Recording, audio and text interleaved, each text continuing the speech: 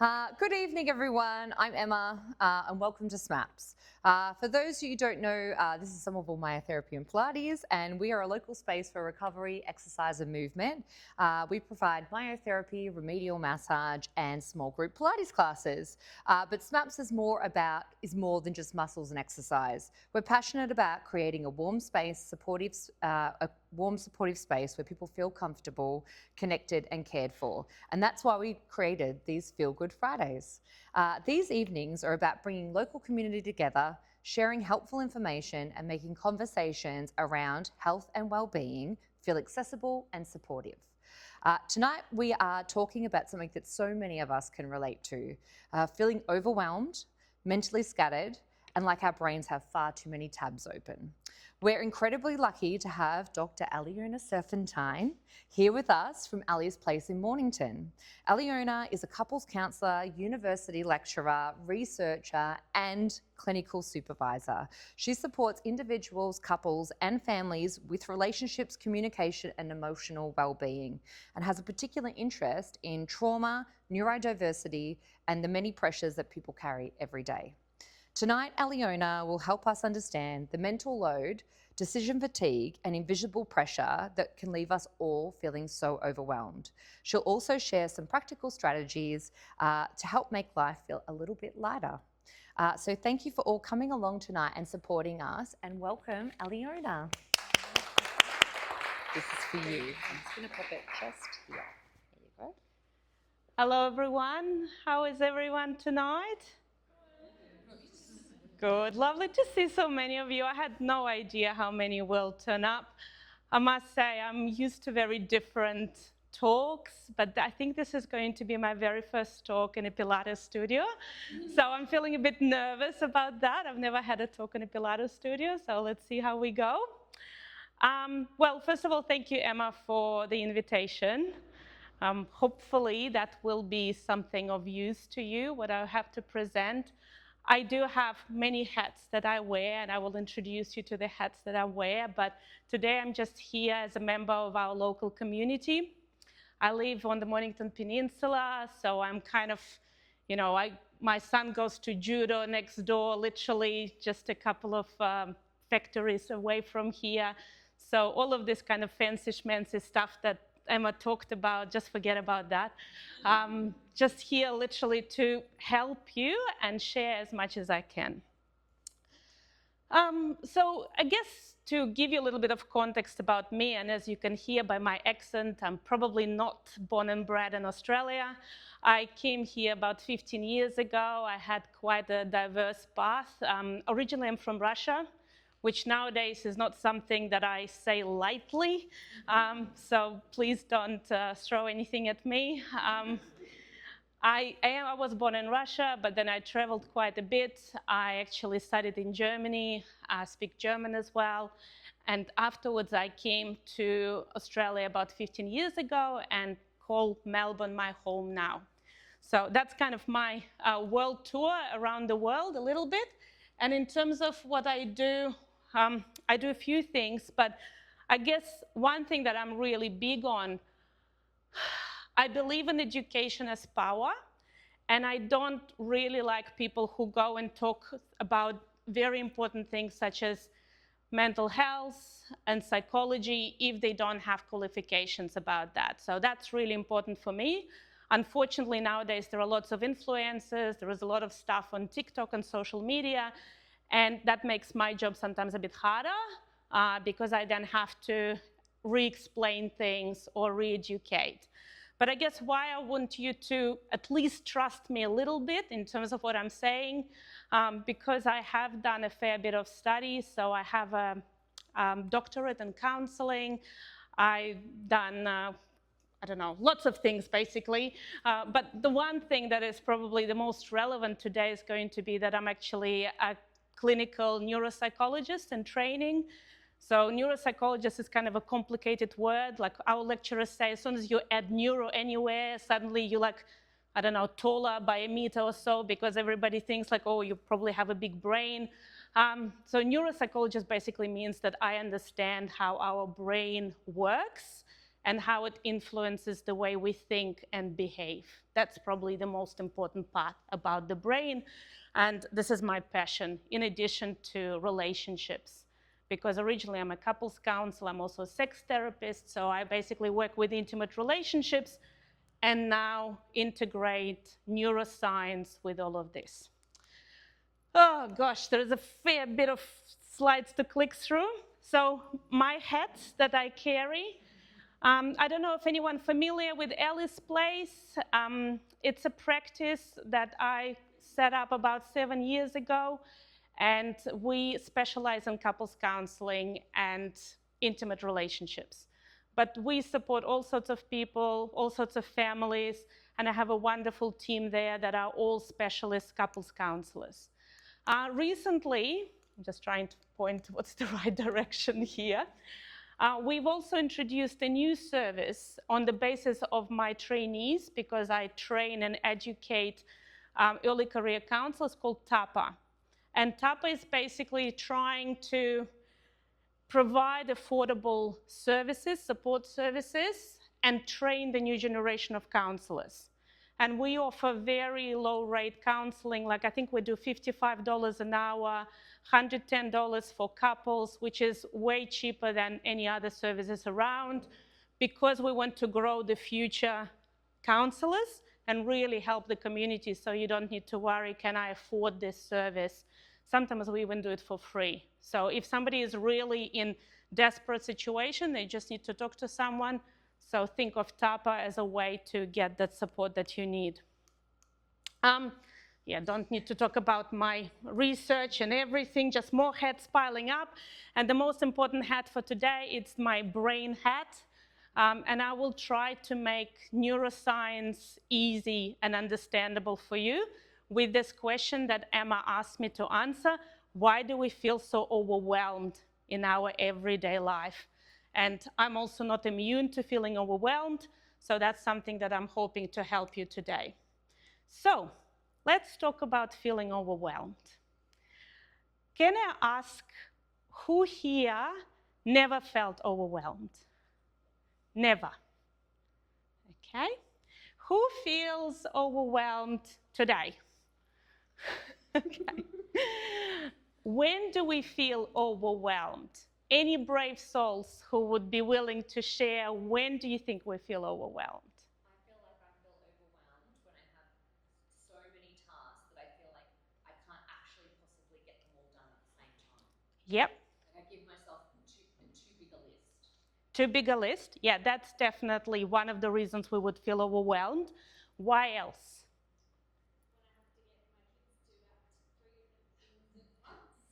Yep. And then be at work on time. Yep. And just saying too many tabs open and too many to do. Yeah, and also managing little kids, overseeing what they're doing, and potentially helping them achieve the tasks that they can't achieve or you want them to achieve. So again, it's kind of, we have a lot of those demands on us that we need to manage. What else? Yeah. Maintaining relationships that are important to you. Yeah. Lots of people to please at once. Yeah, again, and you can look at each person that you're trying to look after at another workstation that you keep an eye on, making sure that they are still liking you, that they are doing what you want them to do. So again, you are constantly working, even if it's relationship, if it's kids or jobs. There are a few more reasons when we get overwhelmed. Yeah. Probably more sensory if you've got Nice. you're going, you're cooking, kids are talking to you, Nice. phoning. Yeah, when we have a lot of input coming in, like right now, I don't know how many, over 20 people are here. So my nervous system is currently, even though I'm looking at different people, my nervous system is feeling all of you. And some people are probably more okay with that. And other people, and I don't know whether there are some people here right now, are probably feeling quite tense. And you may not know why you feel tense. And very often the reason why you feel tense, because your body is picking up on all of those energies and all of those signals, and that can also be overwhelmed. And especially if you are lucky to be neurodiverse, then your body is always hyper-scanning everything around you, even when you don't want it. Just come on, shut it. I want to rest. Unfortunately, your body can't do that. One more reason, a very kind of common reason when we feel overwhelmed, in addition to what you've already named. Financial, so stress. So when we are stressed, when we have like a tab there that just wouldn't close, and this is an important tab, I don't know, may have ATO written on it, or may have something like, I don't know, Texas or bank that is crashing into near zero, that tab is going to stress you. And similarly, any big emotions like an anxiety, depression, maybe worry about your loved one, all of this, basically think of it like as a massive task that just wouldn't close. And it's constantly running there, even though you may be cooking, watching TV, but that is constantly there. So emotions they consume a lot of energy. So sometimes we kind of brush them aside and we say, well, it's just an emotion, forget about it. Well, no, they're extremely costly for our brain, and our brain won't stop until it has resolved that task. So, so the bottom line is, and pretty much what you said, is we feel overwhelmed when the demands on our nervous system and on our brain exceed the capacity or the cognitive resources that we have. That's in very simple terms. But let me maybe explain it, if the clicker cooperates. Come on, please don't give up on me now. Okay. Who knows here about the brain, how the brain works? A little bit? What do we know about the brain, apart from that it's probably somewhere here? What do we know about the brain? We use a very little bit of it. Say again? We only use a smaller part of it. Yeah, well, it's more actually that we don't know much about it, but we use it all the time. Do you think brain ever stops working? Never, because if that happens, we're dead. Yeah, so the brain can never stop working. It's always on, even when we sleep, even when we're unconscious, even when we're under general anesthetic, it's always working. It only weighs about 2% of the body, but it consumes 20% of all our energy. It's a very hungry body part. And if it's a hungry body part, what do you think one of the consequences is? Sorry? Yes. If we don't have enough energy, if we don't feed ourselves, it will really struggle. And pretty much always, if you eat not enough, let's say you're on a diet, most of that energy is going to go to the brain. And another thing which is really important about the brain doesn't like working too hard. I know it may sound counterintuitive because it's constantly working, but because it's such an energy-consuming body part, it constantly wants us to stop working or work less, which is why it doesn't like being overworked, which is why we don't grow our brain capacity by doing more. Actually, we shrink our brain capacity by working too much. Because it basically says, enough feeding me, you probably also need to look after your cardio system, after your digestion system, after your muscles. Stop sending all this energy to me. So it's very counterintuitive because we often think, let's train the brain, let's make it bigger. Brain doesn't like it. So I'm going to walk you through some very kind of basics about the brain, especially if the clicker cooperates. Sorry about that. It's probably going to be a bit of a side note for today. I will keep doing that. Does the word attention say something, mean something? We probably all heard attention, pay attention, I need to give my attention to this. But what is actually attention?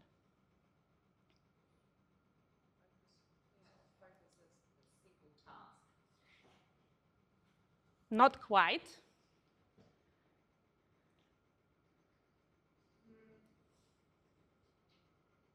I'm kind of trying to give that radar there. So attention is our body scanning system. And no matter where we are, what we do, we're constantly scanning everything. So that's attention. I actually used a different example for attention.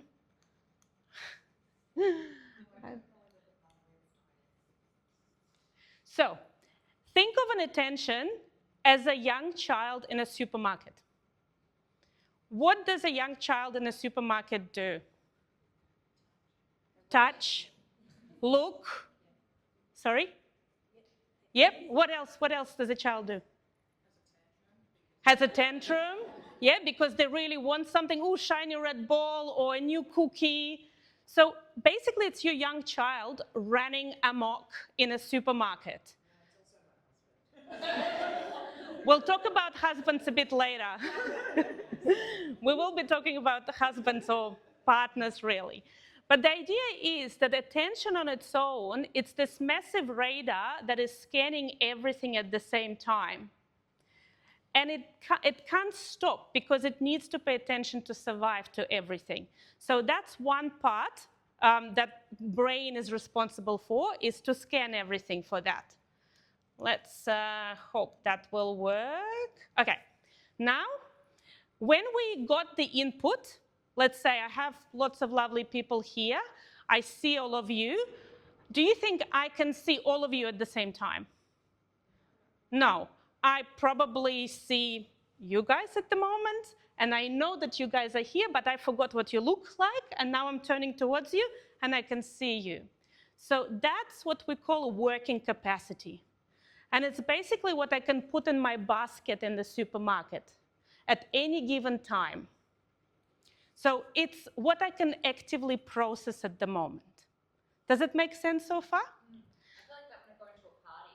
Like if I go into a big group of people and I feel like everyone's talking, I feel like I'm not looking at anyone. Like I feel like I'm overwhelmed by lots of people talking to me at the same time. Yes, and working capacity, or that basket, is different for different people, but generally, we all have similar working capacity. I actually have here a quick test of working capacity, if you don't mind. I'm going to show you 5 words, and I just want you to remember those words, okay? Don't try to kind of, I don't know, whatever you do, but don't say anything. I'm going to count to 5, and then just turn to the person next to you, whoever you like, and just tell them the 5 words that you remembered, okay? So I'm going to show them briefly the words, and then turn to the person next to you and see how many words you got, all right? Ready? 1, 2, 3, and I'm going to give you 5 seconds.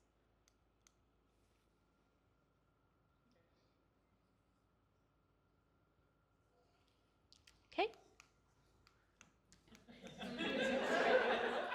Turn to the person next to you and try to tell them the words.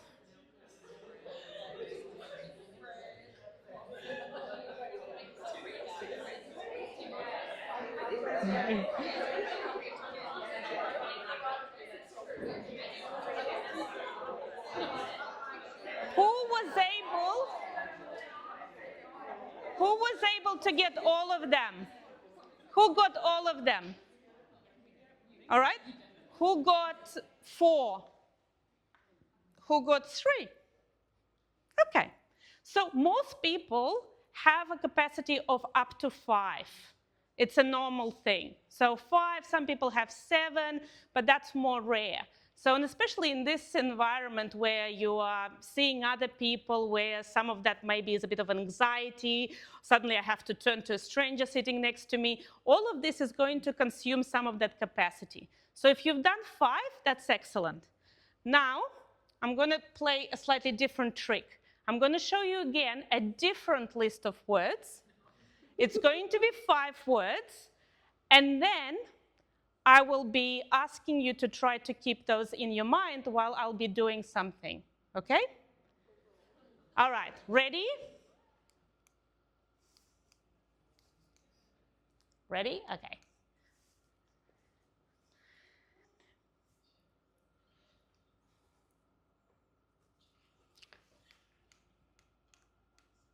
Okay, so where are my keys? What's the Wi-Fi password? Are we doing anything this Saturday? Imagine that's your parent, that's your child saying something. Did we pay electricity bills? What are we doing for Christmas? Now, turn to the person next to you and tell them the 5 words.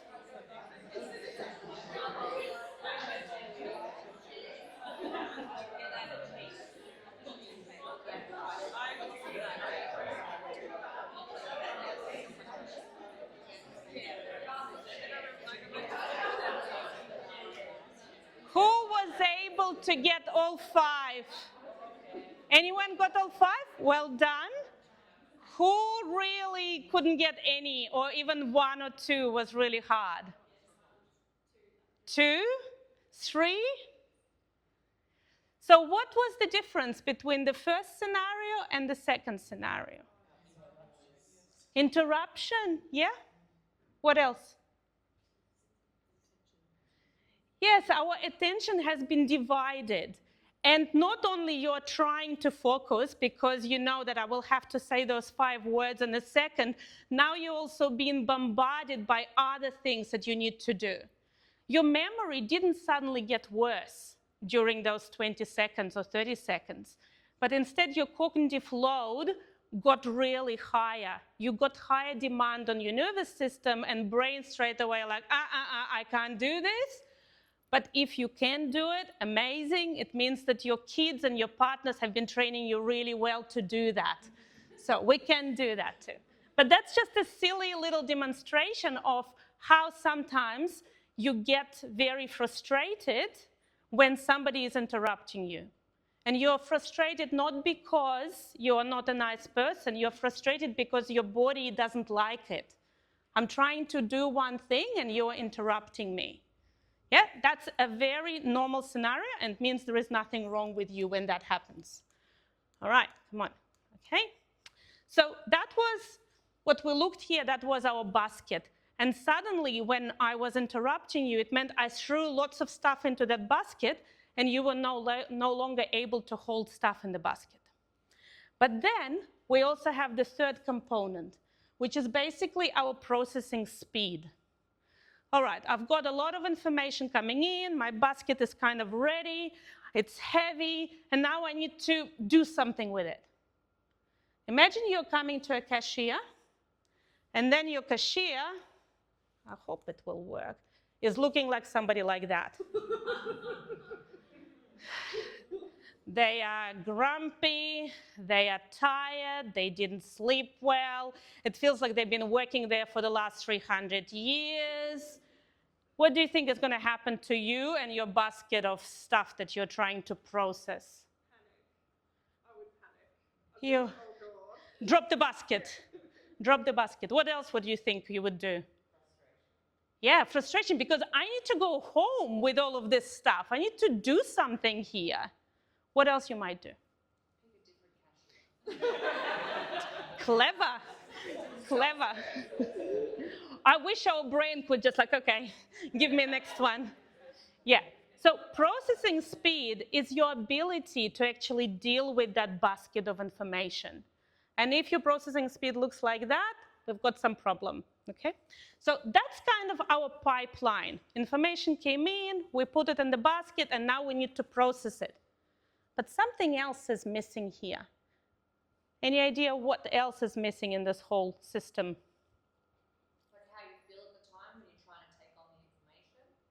Yes, that actually would be in the basket. We would put that in the basket. Taking out what we don't really need. Very good. We're coming close. What else? Good as well. So all of that, basically, we call our adult in the brain. So remember, we had a child in the supermarket who was putting stuff in the basket, and now we need to go home. We have, or we need to have an adult who says, don't take this, put this back in place. We already have 5 cartons of cookies. We don't need another one. This is not good for us. Let's put this instead. This basket is now too heavy. Let's get a bigger one. And that part of the brain we call executive function. Anyone here heard of executive function before? I just call it good Emma and bad Emma. And I do. Like you've got like one going, do it. And the other one's like, no, no. yeah, that's the adult. That episode off right now. That's right. You don't need emotion. You would all know executive function if you know the term ADHD. So ADHD, and we will talk about it briefly, is a condition when the adult, the executive function, basically is just not up to scratch yet, or is still like a really tiny adult, is only growing to become an adult.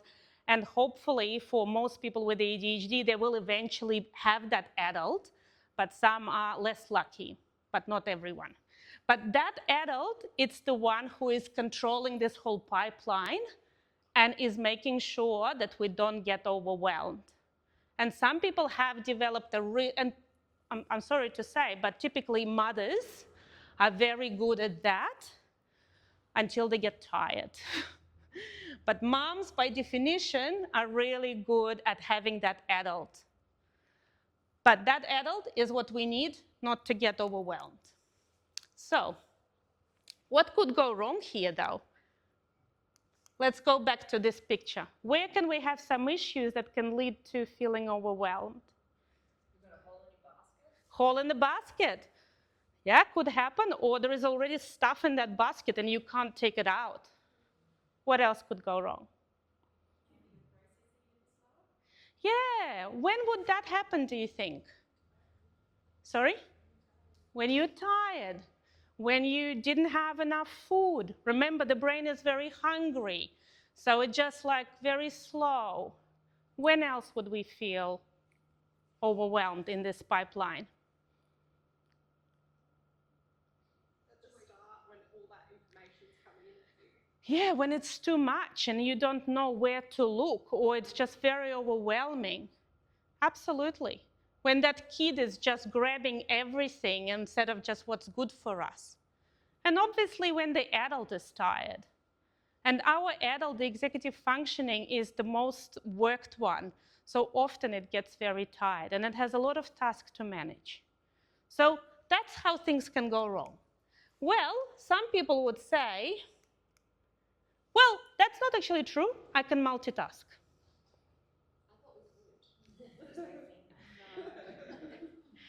I wish we could. I mean, it's a nice kind of unattainable fantasy of multitasking. What do you think actually happens to this pipeline in the supermarket when we multitask?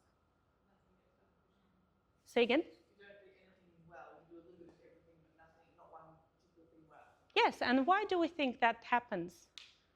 I thought you can only actually do one thing at a time. You can switch from task to task, but you can only ever actually do one. Correct. Correct. Because basically when we multitask, we add another child to the pipeline. So I think we all know what that would do to the supermarket situation if we had another child to manage as well. So, and that switching, that's an extra demand on the poor adult who says, like, don't go there, come here, no, take this out, let's put that in. So some people can be good at multitasking, but it doesn't mean that it's better for them. It just means that they're feeling more and more and more overwhelmed. So that's why one of the big ideas here is try not to multitask, even if you feel like I have to. But multitasking will cause more overwhelm. Is that making sense so far? Yep? Okay, cool. All right, what's next? Where do you think stress fits in on all of this? Along the whole line. Say again? Along the whole line. The whole line. So it's going to cause your child want to grab more cookies, typically, because when we're stressed, remember, the brain is very hungry. It has to work harder. Typically, it would want us to eat more if we're stressed because we need more calories. Our basket is going to get smaller. Our processing speed is just basically going to do that. And the adult just says, like, this is all too much. I can't do that. So stress is not a good thing for this whole system. What if you have anxiety? where would anxiety fit in? At the start, when you come in, you've got all the different choices. Yeah, you just don't know where to go, what to look for, what to do. But most likely what anxiety is doing, it's really making your adult feel tired, so the executive functioning, and also your basket where you put stuff in, it constantly has stuff that you can't take out. Because it basically says, I can only deal with 2 things, not at 5 things, because anxiety remains in that wastebasket. And that's kind of, I used that analogy of a laundry basket because I couldn't find an ugly picture of a grocery shopping. So that's why I found that picture. The idea is that when you're anxious, your basket is full already with all the worry. Yeah? So that's why we need to deal with anxiety if we want to get rid of the overwhelm. And what do you think happens with depression? When you're depressed, everything is not great. And especially your processing speed is going to be quite slow. By definition, when we're feeling depressed, the system starts shutting down. So not very good. It means that you would still probably have a lot to do, you're just not accomplishing anything at the end. So this is kind of what we're looking at. But maybe I just have ADHD. Maybe I'm not overloaded. Anyone had those thoughts? Yeah, unfortunately, ADHD is a very common term nowadays. But who knows what ADHD actually means? Who is familiar with ADHD in terms of what? Yes, please. I have ADHD. My brain runs at 100 miles an hour. Yep. It doesn't know how to stop at Yep. all. Yeah, we call this the hyperactive type. So it says here hyperactivity disorder, but you don't have to have the hyperactive type. So the hyperactive type is basically where that adult is not telling the child, stop looking around or stop running around. So the adult in people with ADHD, and thank you for sharing that, is just either too small or not 100% there yet. Just a bit of facts there. So that part that we call executive functioning, it sits right here, so at the very front of the brain, and we develop it after the age of 7. So if your child is running around and doing all of those things under the age of 7, do you think they have ADHD? No, it just hasn't developed yet. It's normal for a child to be very busy. And for some people, it can take up to 12, 15, or even longer. So it just means that that part of the brain hasn't developed yet. It's the last part of the brain that gets developed. So we have one type, which is hyperactive, but we also have the other type, which is quite famous, the inattentive one. Typically, those kids get a lot of trouble at school because they're not paying attention. They are very easily distractible. They may, I don't know, see a bird and then they just look at the bird. So that means, again, that the adult is not there to tell them what to do. So when we have either hyperactivity or inattentiveness or both, then we talk about ADHD. However, ADHD is a childhood condition. You can't suddenly have ADHD at the age of 25 out of nowhere. You need to have had it under the age of 12. So that's a really important thing. So if you've always been fine and then at 25 you're not, you don't have ADHD. Okay? Very different to what you see on social media, it's only 5% of the population. Sometimes it feels like everyone you know has ADHD. That's a separate thing. Typically, it's only 5% of the population. And one thing that many people don't know, that half of the children with ADHD don't grow up into adults with ADHD. Why do you think that happens? Early intervention. More that the brain grows up. So it just will take a bit longer, but during puberty, when the brain undergoes like a major reconfiguration, a lot of those difficulties can get sorted. So if you had ADHD as a child, it doesn't mean that you have to have it as an adult. Yeah, and sometimes it's really important to know if you have someone who has a child with ADHD, often parents feel like we're doomed for life. Well, first of all, there are now medications that you can use, and secondly, 50% chance that the child will grow out of it. And even those children who may not have grown out of it by the age of 25, by the age of 40, they are likely to be out of it. Okay? So not all doom and gloom with ADHD. Okay, what else do I have here? What about this one? My favorite topic. Why are we talking about menopause and overload, in mental overload? What's the connection? Hormones. And what do hormones do? They regulate our system. Yes, and what do they do to the brain? Make it crazy. It can, absolutely. No, you're right.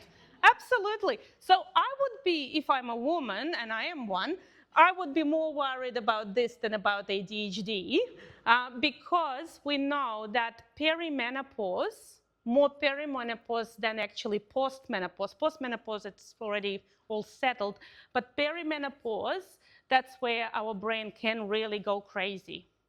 And sometimes it can be 7, 8 years until you have completed that transition. I have cases where women think I need to stop working because my brain is no longer good, or maybe I have dementia. No, you don't have dementia, you have menopause. So, and that's why things like HRT, hormone replacement therapy, can be extremely helpful. But the good news, your brain will bounce back after menopause. So what might happen during menopause? Typically, you struggle with thinking and memory. Well, mood, I don't need to talk about mood. I think everybody knows that menopause and mood are very related. Sleep goes out of the window typically. Focus and attention struggle, and also your energy, your processing speed goes down. And again, not the end of the world. We just need to complete that process, and then things will go back.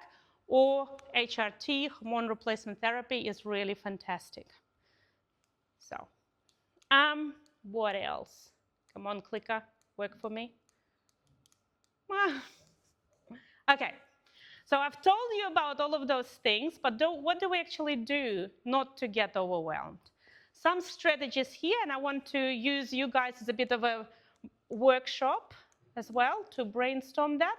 But before I do that, anyone heard of maybe doing some puzzles or Sudoku for the brain? My mum tells me that she should do Sudoku. She's 73 and it's good to train her brain. Yeah, and do you think it's working? I just tell her to go on HRT. It's not going to work.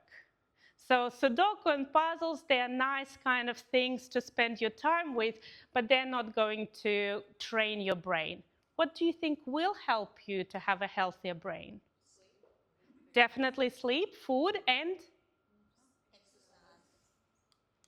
this. Absolutely.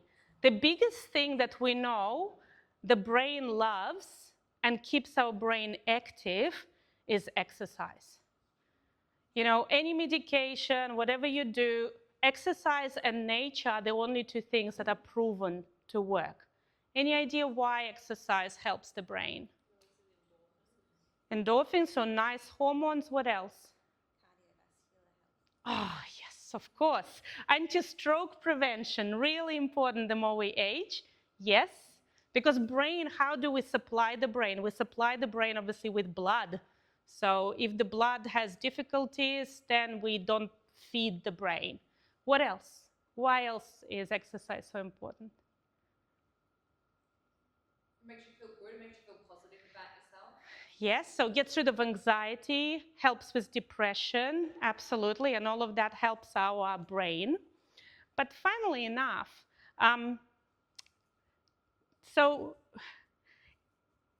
I showed you pictures of the brain. Right in the middle of the brain, which is right here, that's our motor cortex. So it's the most important part for movement. And it sits right in the middle of the brain. So everything is connected to this central strip called M1, right in the middle, which means that if you do exercise, you're basically giving your brain a full body massage, at any time. Really, really important. And that's why we really want kids to play outside, be active. It's more important for kids to be active than to read books.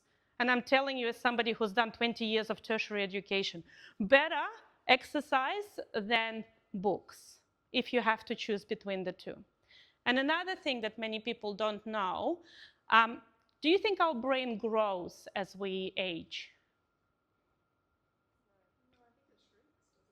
It can shrink, but people who exercise regularly, the older we are, we still grow the brain tissue.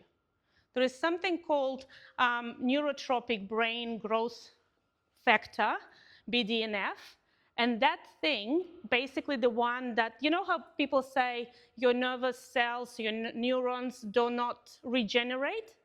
Not true. They regenerate with exercise. So if you exercise, you will grow your brain and even sometimes replace the dead brain cells. The only thing that we know. So exercise, more important than Sudoku. I hope that message came through. All right. Let's have a look at some strategies for your brain parent to keep it healthy. If we have this child here, what can we do to help the poor child not to run crazy?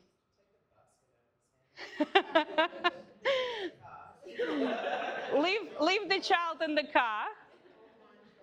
What else can we do? Just 2 choices instead of 100. Nice. Yeah, or don't take them to a supermarket where there is so many different options and I don't know where to go. So basically restrict the attention. And this is pretty much what I said here. Don't multitask. If you're feeling overwhelmed, stop doing several things at the same time. Just say, all right, I'm just going to do one thing at a time. One thing at a time or one task at a time is really useful here. Batch tasks. For example, if you have to do your groceries, don't go groceries in the morning, then in the evening, and then the next day. Do them once a week or maybe 2 times a week, and that's it. Write a big list of what you need to do so you don't need to constantly do that. Emails. Anyone here hates emails? Yeah.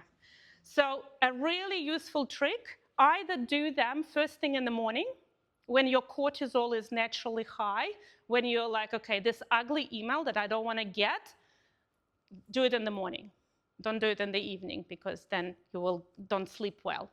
And try to do like all emails within that 1 or 2 hours.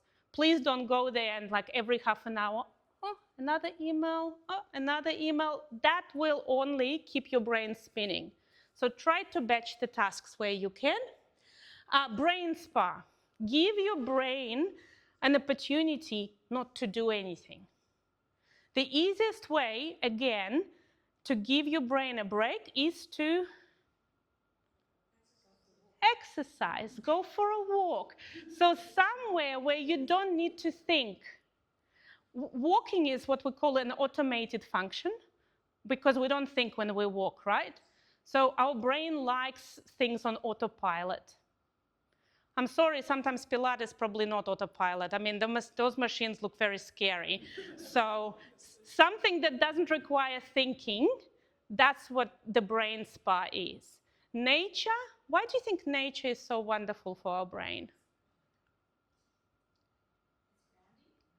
It's grounding.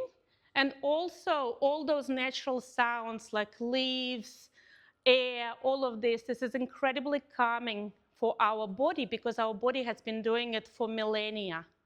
It doesn't need to think. All of those sounds are very familiar to us. But equally, if you've been raised like me in a city, I love the urban sounds. Like I fall asleep better when I hear the tram or the cars because that's what my brain is used to. That's very soothing for me. So your natural environment is very good. Turn notifications off. I mean, it's tricky sometimes if you have kids or work, but something that doesn't interfere with your attention or work is really helpful. Social media, I'm sorry, but not very good for our brain. Home free times and really useful routines. Why do we think routines are very useful? You take away decision making. Nice. Yeah, so that child running around, you don't have to do that because you already have a clear routine.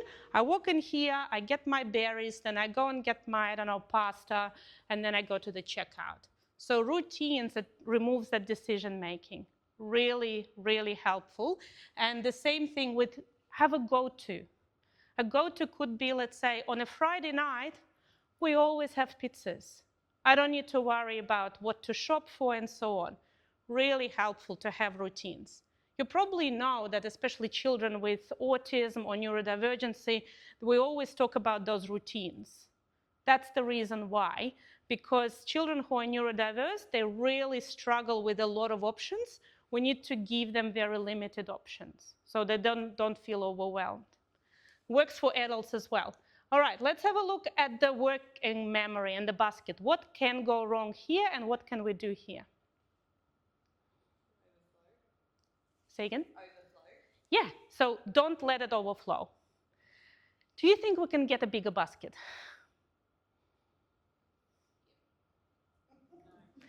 We can fake, though, a bigger basket by doing what? Multitasking. No! That's what I was going to say. Just get more baskets. Grouping tasks, but much easier is, come on, work for me. Calendar, reminders, to-do lists, all of this is outsourcing your basket. You don't need to keep 20 things in your working memory. You can write them down and then pull it out when you need it. So we can fake a basket, even though we can't really grow one. And please empty the basket before you add anything new. So make sure that even if it's a small thing, like put the dishwasher on, that you do that before you go and, I don't know, start cooking. So that's a simple thing to do. Always close at least one of the tabs mentally to kind of keep that basket clean. And deal with any stuff that doesn't want to come out of the basket, like stress, anxiety, difficult emotions. Because remember, they sit in the basket, and it's kind of like a big tab that keeps open. They need to get closed. Really an important thing to keep in mind, that if you, especially if you have anxiety, anxiety has a tendency to really restrict our capacity because it creates like a tunnel vision.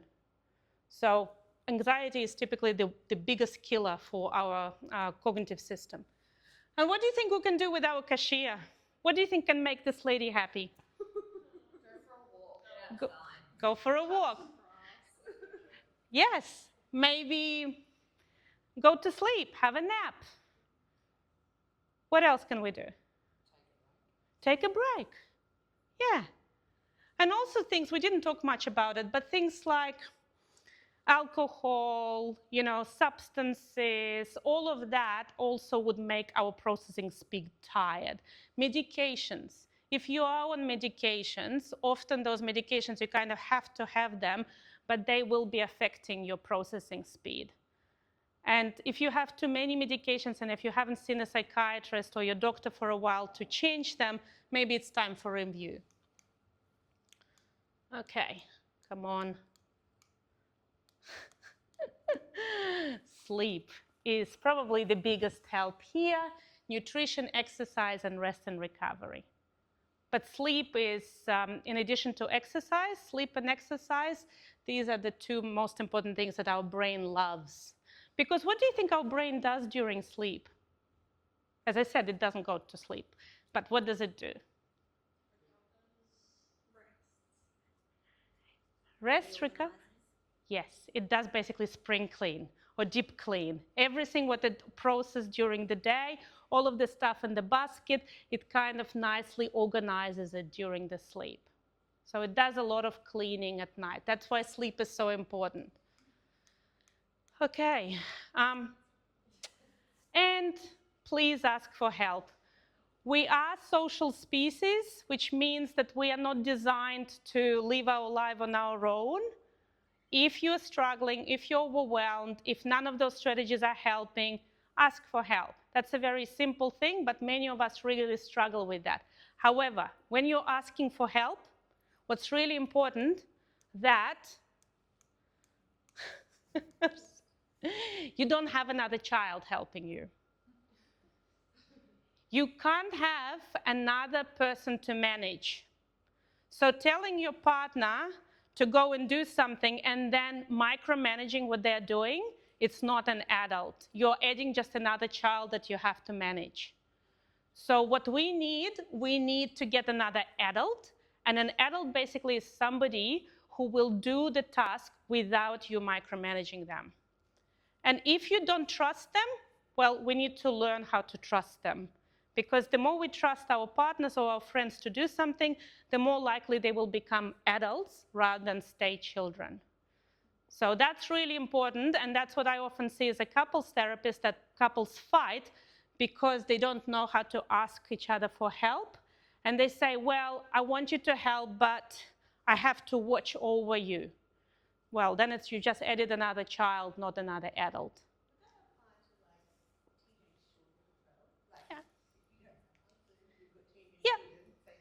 Yeah, the same. And what's really important, and what's what often people struggle with, they struggle letting go. So if you give someone a task, they are responsible. I'm giving it to you, I'm not looking over you. And maybe it won't be perfect, but you are training them to be adults. That's what we want from teenagers, right? We want eventually for them to grow up and leave the house rather than keep annoying you for the next 30 years or so. So yes, we need another adult, which means that we also need to treat them like adults. Come on. It's nearly done, clicker. Please work with me. A few more. What about professional help, though? Do you think professional helpers like counselors, psychologists, psychiatrists can help with this? Yes. Yeah? How? They can give you strategies that are like specific to you and your situation. Yes. Yeah, they can basically work with you through all of this system and say, hey, you need to work on this area or this area. Absolutely. What else can they do? They're kind of like a neutral party. Yeah. Rather than having like coming from like a relative standpoint or like they know you or like where you're coming from. Yeah, that's probably one of the biggest values in professional helpers is that they are just looking after you and they don't have any other agendas. But because Emma asked me to give a little bit of education in terms of help available, I thought I'll briefly talk about these three. In Australia, and not only in Australia, we have three types of mental health practitioners. You probably all heard of psychiatrists. What do they do? Yes, so psychiatrists are doctors. And they prescribe mainly medication or treatments to treat mental health psychiatric conditions. Normally, they are not counselors and they are not psychologists. Some try to be, often not very well. Their main job is a doctor, okay? For example, I have bipolar, I've been diagnosed with bipolar. Please give me my lithium so that I can be stable. That's all what they do. What about psychologists? What do they do? I thought, this is me guessing because I've never been to one, but I always thought that they were someone that dealt with more of like once you have a diagnosis, whether it's from the GP or from a psychologist to help you find that diagnosis, whether it's ADHD or bipolar or some sort of like OCD, or like, you know, and they deal with the ones that got sort of a more medical, I don't know, umbrella. Yeah. The psychologists are the ones that can actually diagnose you, whereas counsellors are just people who are just like support. Yeah. So, but there are two types of psychologists. So there are clinical psychologists, and those are the ones who would diagnose you. They've been trained specifically to say, okay, you've got a psychiatric condition, you've got bipolar, you have depression and anxiety. So those are the people, clinical psychologists, who you would go for diagnosis, and typically they will be looking after your care. So they may actually treat you as well. They may recommend to go and see a psychiatrist. And often they're considered to be like the best psychologists, even though they're very busy typically. And secondly, they're specifically trained in those very difficult situations. So they are not normally trained just to deal with, you know, my boyfriend is very annoying, what do I do?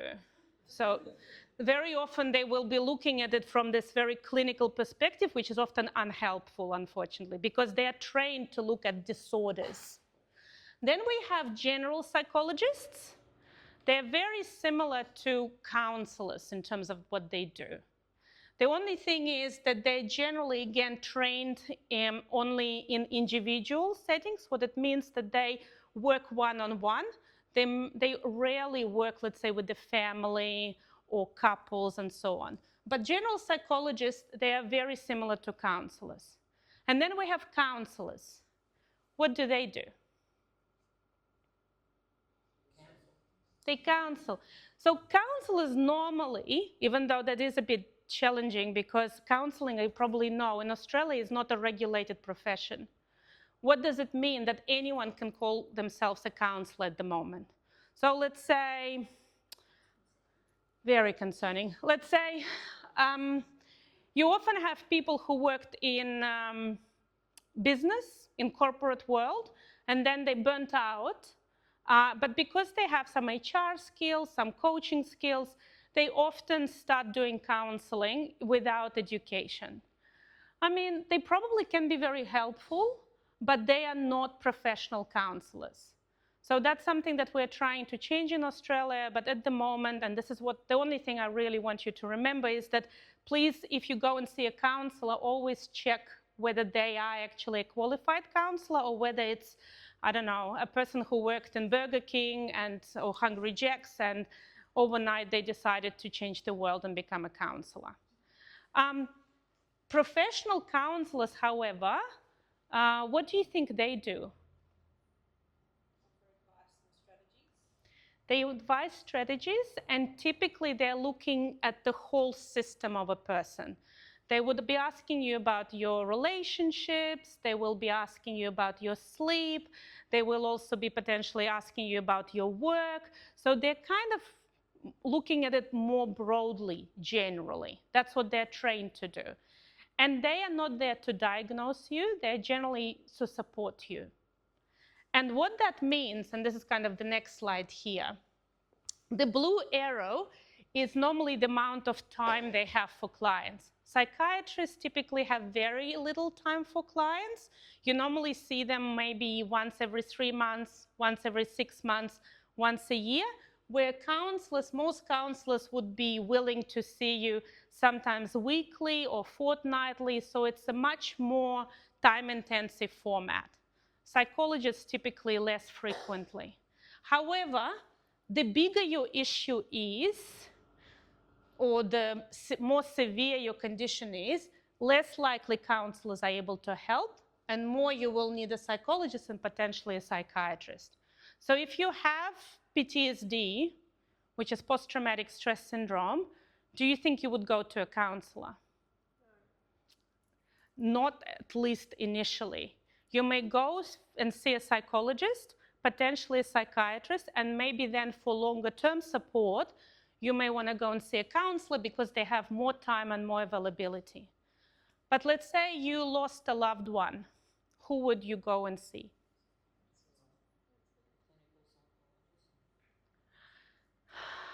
You would typically not see a clinical psychologist because if you lost a loved one, you're not sick, you're not ill. It's a normal life circumstance. So clinical psychologists probably wouldn't even know what to do with you in many circumstances. And instead, you probably will be much better with somebody like a grief counselor, and somebody will be there for you for a long term. And you would probably unlikely to need a psychiatrist at all. If you have anxiety, where would you go? Probably psychologist, and then depending if it's like really bad anxiety, you would then go towards the clinical psychologist. And if it's just like a normal anxiety, I just worry a lot, you probably will be better towards counselors. So the less severe and the more normal your circumstances are, the better counselors are, and the more difficult your situation, the more you would be going to clinical psychologists and so on. I'm assuming if you went to a counsellor and they felt that you needed more help, they would guide you to the right place. They should. I don't know whether they always do, but because I train counselors, that's what I say to them in the very first semester. You're not a psychologist. Know your lane. If you see someone who is depressed, don't work with them. Your job is to refer them to a GP, and a GP would then refer them to a psychologist. There is a lot of misconception, and because it's a wild west out there when it comes to counseling, lots of counselors would do things that they're not qualified to do, and that can cause issues. The only other thing that I want to add, typically family counseling, couples counseling, that would be sitting with counselors.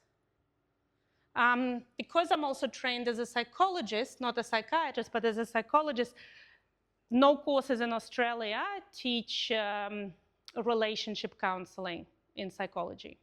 Psychology in Australia is a very individualized thing. One-on-one, they very rarely look at the relationships.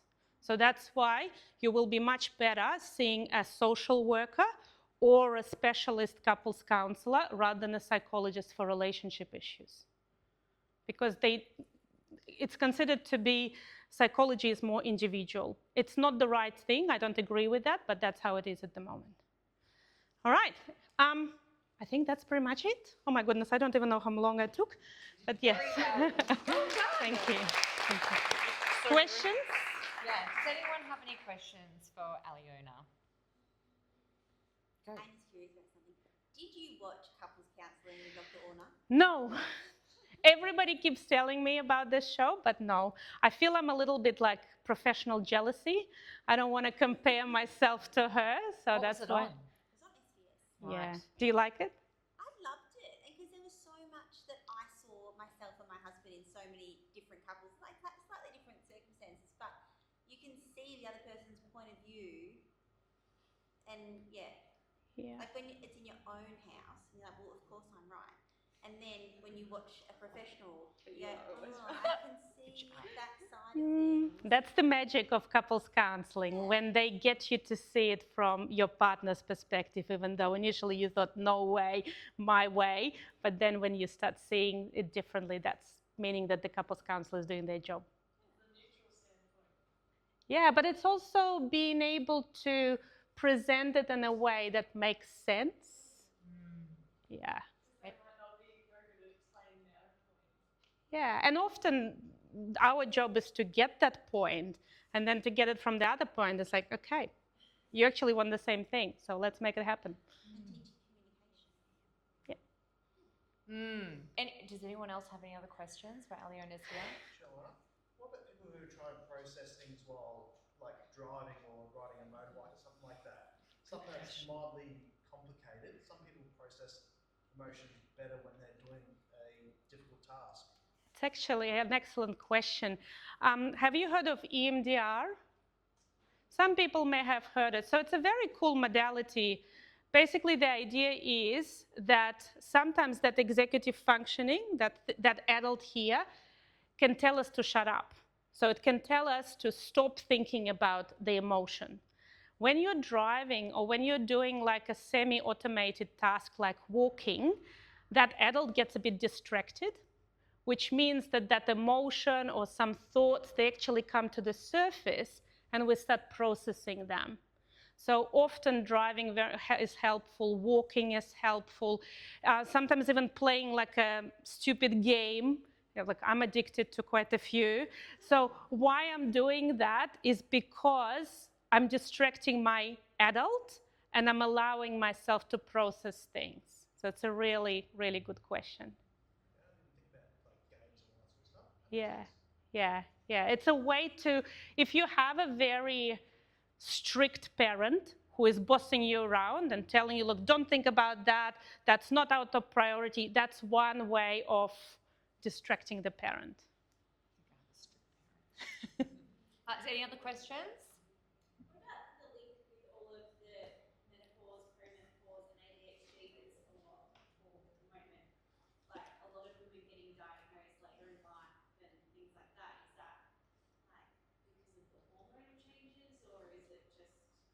because they always had ADHD. It's a tricky one because, as I was saying before, so perimenopausal women often exhibit symptoms that are very similar to ADHD, but I would not be rushing to diagnose a perimenopausal woman with an ADHD because I need to have a really good childhood history, educational history, which often is tricky to get from somebody who is in their late 40s or 50s. But unfortunately, and this is kind of a big debate currently within our profession, there is overdiagnosis of ADHD, and then people are put on stimulants that they don't really need. So what can you do about those symptoms that you get in that perimenopause then? exercise, sleep, Pilates, all of those things, nutrition, and just remember that it will pass. Yeah. And estrogen. Estrogen is good. I really loved like how you were talking about, exercising, because in my mind, I felt like I really needed to give my brain a break, and I've seen it in lots of my clients, like that exhaustion makes you feel like you need to go to bed or have a sleep or stop, whereas maybe doing the complete opposite of what in moving is. That's actually another interesting point. So we often think of our brain as something that activates us. That's something that tells us, okay, let's go and do things. It's actually the opposite. Our brain calms us down. So that's its main job, is to control us and to tell us, go to sleep, stop doing that. And what it means, if sometimes we are feeling very restless or tired, we actually need to tire our brain so that we can rest and sleep. And we do that through exercise. It feels very counterintuitive because we think, oh, I actually need to give my brain a rest. But our brain will get to rest once it's tired through exercise. Are there any other questions? Yes, Ash. What do you do if you hate exercise? You like Pilates? I'm really good at it. Walking. I think when I'm when I'm actually walking and doing the thing, it's the pre. It's the get out of bed. Yeah. Do it. Walk with a friend. Yeah. Then you have to go because you've said you're going to meet them at that time, so you have to get out of bed. Or do something that you like. Like, for example, I listen to a lot of YouTube when I walk. So I want to do something, and instead of doing it in bed, I will go and do that while I'm walking. Yeah. Yeah. I always encourage my clients to do dance classes, like as far as dementia prevention. Yes. You've got your coordination, you've got your social skills, you've got your cardiovascular thing. Like it's an all-in-one. Excellent. Exercise. I've got something exciting for the SMAPS Christmas party. Maybe you could come with us. It's a Zumba class. It's not a Zumba class. No, it's fine. Thank you so much for coming today. I think we all learn a lot. I feel like we probably all need to stop trying to multitask and probably figure out how to do one thing at once. I think that's what I've learned out of today. And when I'm overwhelmed, to maybe just go for a walk. That's the best thing. Yeah. And if I can ask you all, just a small favor. So the practice that I have, Alice Place, is going quite well. So we are pretty good, and even though we are actually, sisters in warehouses, because my practice is also in a warehouse, but we revamped it completely. So the practice is going well, but what I really would like is for TAPA to flourish. Like, I feel that we're doing a really good thing for the community by giving this very, very affordable services. So if you know someone who may need just to talk to someone, even just one session or something, then remember you're helping them, but you're also growing new counselors and new mental health practitioners by doing that. So just keep that in mind. That's the only thing that I would like to ask from today. Like Sorry? No, self-referral. Self-referral. Look on this, call this number. If you don't want to talk, you can literally text the number. Yep. It is, I send so many clients there because if you need to talk to someone now, if you go to the doctors, they're going to give you a mental health care plan. Then you're going to get told to call a psychologist. You're going to call like any of the places that are around here and be put on a 3-month waiting list minimum. And then when you do it, it's going to cost you so much money. The mental health care plan only covers a small portion of it. Yep. It is not a quick access to someone. And remember when she had all the different, like the counselors, psychologists, psychiatrists, an entry level to a counsellor, even if it's not quite what you need right now, it's available now, it's affordable, and it's already available. Yeah. And I feel like you feel like you're wrapped up in some support, and then you can move forward through that. So and really we will screen. So if we don't take everyone, we will screen and say, hey, this is not the right person. You actually need somebody more experienced or potentially go to a GP. So because we don't want people to think, oh, this is for all sorts of things. But just want you to be aware of those very affordable options for people who might need extra support. And sometimes even one session can make a big difference. Yeah.